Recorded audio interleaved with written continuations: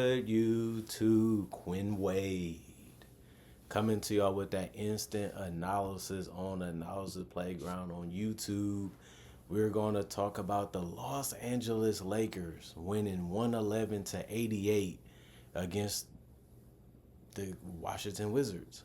6-36 is their record, 1-18 away from home, and then the Lakers are 23-18 and 15-6 at home. And this was the first time they played against each other this season. And they played each other 9 days from today. Well, I would say 8 because it's a new day. So they will meet again not too far from now. The Wizards lost the first quarter 29-23, the second quarter 30-26, the third quarter 30-28, and the fourth quarter 22-11.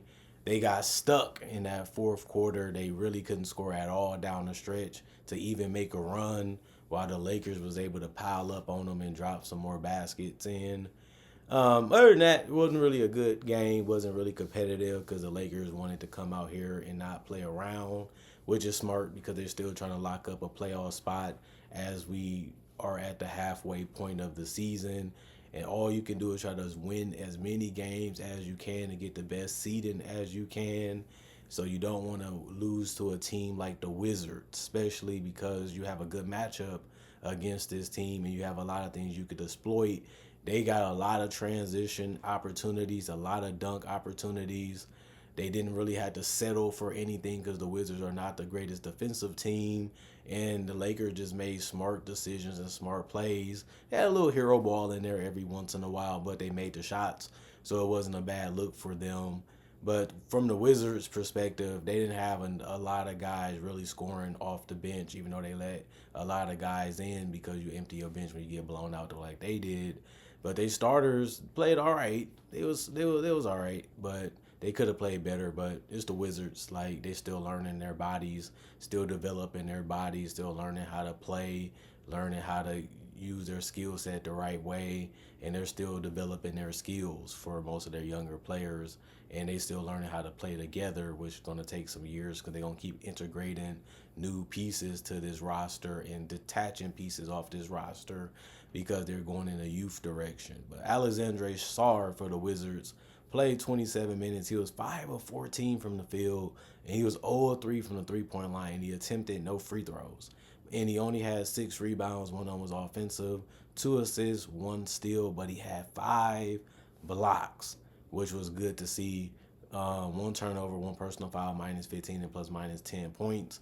So I would look at that game as a good one. That was a good game. He didn't shoot the ball well, but protecting the paint and rebounding at an okay level because he only played 27 minutes. I'll give him a pass for that, and he had to steal in the 2 assists. Kyle Kuzma, 5 of 13 from the field. He was 1 of 4 from 3. Playing against his old team, the Lakers, he was 1 of 4 from the free throw line, which you really can't do. But he only had 12 points in 28 minutes. 9 rebounds for him. 2 of them was offensive, 5 assists. He did also have 2 turnovers. He was a minus 18 and plus minus. Jordan Poole was 5 of 18. He was 4 of 12 from 3. 101 from the free throw line, 7 rebounds, 1 was offensive, 3 assists, 2 steals, 2 turnovers, 3 personal fouls, minus 11 and plus minus 15 points. He's going to jack up some shots. He's going to take some tough ones, and he made a couple. He missed a lot of them. Didn't really get his teammates involved like he needed to, and he rebounded the ball above average for himself and got the 2 steals. Bilal Coulibaly was 7 of 15 from the field. He was 1 of 5 from 3. Didn't get those to go in. 2 of 2 from the free throw line. He only had 6 rebounds. 3 of them was offensive. 4 assists. 1 steal, 2 blocks, 1 turnover, 4 personal fouls. Minus 14 and plus minus. But he did have 17 points. And as crazy as this gonna seem, he only had 17, and that was more than everybody else. So nobody else could get to the 20 or the 30-point games for the Wizards. 17 was the high for them, which is crazy.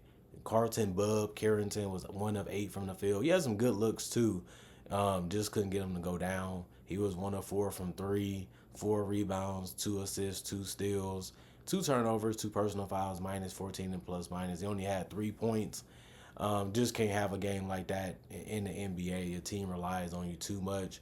and it makes you seem replaceable if you can't pull together good and great games after another. So he's going to have to step up his offense. He's going to have to step up his playmaking or something, because he's looking too rough sometimes out there, and the team is going to look at that and say, we can get a better guard in this year's draft or the next year's draft, or we can trade for one or sign one in free agency, because we have the capital financially and also with drafts, because they're not going to be good no time soon. Anthony Gill, 2 minutes. He only had one personal foul. He was a -4 and plus minus.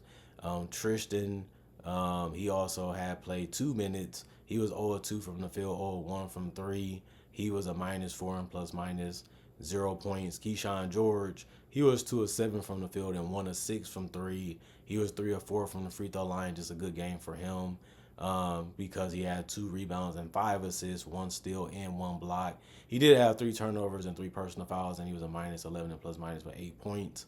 But you would take it from him. 31 minutes was a lot. He played more than some of the starters tonight. And so did Corey Kispert. He was 5 of 11 from the field. He was 3 of 7 from three. 4 rebounds. One of them was offensive. 2 assists, 1 steal, 2 personal fouls. He was a -10 and plus minus 15 points. He was actually the only guy to get double figures off the bench for the Washington Wizards. Justin Champagnie, 3 minutes for him. He didn't do much but get a rebound, and he was a -6 and plus minus no points. Jonas Valanciunas played 19 minutes. He was 4 of 6 from the field, 7 rebounds, which was good. 1 offensive rebound, 2 assists, 2 personal fouls, -4 and plus minus 8 points.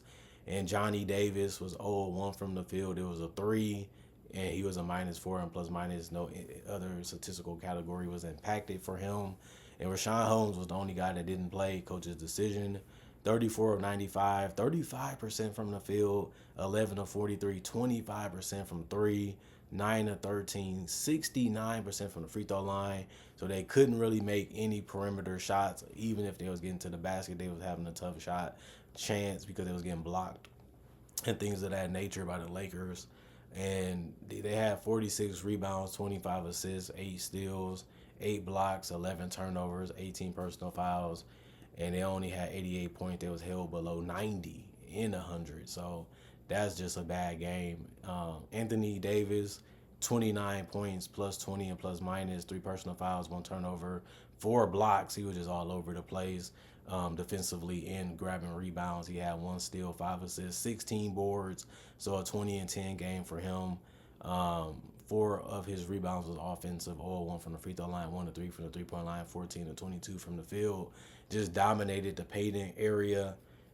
He was going up for dunks. He knocked down a 3. He was just doing a lot of damage to their defense throughout the entire game. And if he wasn't doing it, LeBron Ramon James was doing it, where he finished with a triple-double. 21 points, 5 turnovers, plus 19 and plus minus, 1 block, 2 steals. But he had 13 assists, and he also had 10 rebounds, but none of them was offensive. He was 3 of 3 from the free throw line, 2 of 6 from 3, and 8 of 18 from the field. He probably wasn't shooting 50% from the field, but he still took some good shots. Some of his threes was a little long and a little rushed. I think that's why he didn't shoot them as well as he would have liked. But his scoring was there, his facilitating was there, his rebounds was there, his defense was there, and he really wanted this win. Rui Hachimura did a good job cutting and trying to find a way to get open, but he finished 0 of 2 from 3, 4 of 10 from the field, 1 of 2 from the free throw line, 5 rebounds, 1 steal, 2 personal fouls, plus 13 and plus minus 9 points. Austin Reeves continues to pass well with his 8 assists, 1 steal, 2 turnovers, 1 personal foul, plus 18 and plus minus 16 points, 2 rebounds, 1 was offense, so he was 7 of 7 from the free throw line, 1 of 8 from 3, 4 of 15 from the field. Didn't score that good tonight, even from 3, but he was able to get to the free throw line a bunch, and he did pass the ball well and didn't turn it over that much. Max Christie's 5 points, plus 22 and plus minus, 1 personal foul, 2 turnovers, 3 blocks, 1 assist, 5 rebounds, 1 of 5 from 3, 2 of 7 from the field. Didn't do that much as a role player for them. Him and Rui could have had bigger games, but Rui only played 26 minutes, and Max Christie played 31 minutes, but he didn't really have much he could do because Dorian Finney-Smith came in and really played well. He took up all them opportunities in those 22 minutes. He was 6 of 8 from the field and 4 of 6 from three. That really helped the Lakers keep the lead and stay in front. 2 rebounds, one of them was offensive, +3 and ±16 points. Trey Jemison the third, he played 2 minutes, 2 rebounds, one was offensive, +4 and ±1 point. Jackson Hayes, 3 of 3 from the field, 2 of 3 from the free throw line, 3 rebounds, 2 blocks, 1 personal foul, +3 and ±8 points. Gabe Vincent, 1 of 2 from the field, 1 of 2 from 3, 2 rebounds, 3 assists, 3 personal fouls, +1 and ±3 points. Bronny James got on the court. He played 2 minutes. He was 0 of 1 from the field, 1 rebound, 1 steal, +4 and ±. And then Dalton Knecht knocked down a tough 3. He finished 1 of 4 from the field, 1 of 2 from 3. He had 2 rebounds and was a +8 and ±3 points is it. And then Shake Milton and Cam Reddish didn't play, coach's decision. They was 43 of 90, 47% from the field, 11 of 34, 32% from 3, 14 of 18, 77% from the free throw line, 50 rebounds, 30 assists, 6 steals, 10 blocks, 10 turnovers, 11 personal fouls, and 111 points. This was just annihilation. It was just too easy for the Lakers. None of their shots was really that difficult. The Wizards didn't put them in any tough situations. They didn't apply pressure. They didn't really rotate well. They didn't really pay attention to what was going on sometimes. And the Lakers were just backdoor cutting them, getting open threes, getting out in transition, just getting some of the easiest shots that you can get. And the Wizards just allowed it the whole game, and that's one of the reasons why they led every single quarter this game. But the Lakers were the better team. They have the better players. They have the better player on the court. It's like the Wizards had no real reason to win this game outside that they just played out of this world to be able to do it. But the Lakers came prepared and came ready to handle their business, and they got it done. And I'm not really surprised because the Lakers been doing this a lot more lately, even though they've been losing a little bit too. But it's the NBA, not going to win them all. You just try to play as hard as you can, do as best as you can, and hope your teammates come to play too so y'all can get a win like this. And then y'all can go about the next one healthy and rest up so y'all can give a lot more effort in the next game too. So it's just a win-win for the Lakers at the end of the day, and it is a fun game for them in general because they was able to flex their muscles, play the game that they had envisioned, and didn't really have any trouble too, and they exit the game healthy, and that's what you would like to see also. Other than that, comment, like, subscribe, share. Hit the notification bell for more analysis. And if you're new to the channel, do conversation videos just like this, a different variety. Also do breakdowns of legends, current legends, rookies, future stars, and also mock draft and draft coverage in general. If you love that type of content, this is the channel for you. I have over 3,000 videos to prove it about NBA content that you will love. Not only that, if you want some different information or see some different things I like to do or want to get to know me a little bit better, my social medias are also on my channel too, so you can check that out if you want to. Other than that, y'all stay blessed. Y'all keep working. Y'all keep grinding. The work week is here. Hopefully y'all enjoyed the analysis that I gave y'all today. I got one more video to make. And other than that, we getting ready for hump day. And if y'all love that, y'all almost to the weekend and y'all can get some rest and have some fun with your friends and some family like I do. And other than that, back to the work week after that. So y'all stay grinding. Y'all keep your heads up. Y'all continue to do the best y'all can to survive. And I hopefully can see you guys later today with more analysis.